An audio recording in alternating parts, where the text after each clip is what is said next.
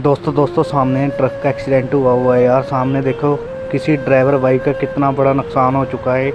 और देखो यार पूरा ट्रक का कैबिन ख़त्म हो चुका है यार। ये एक्सीडेंट दोस्तों कोहरे और धुंध की वजह से होता है।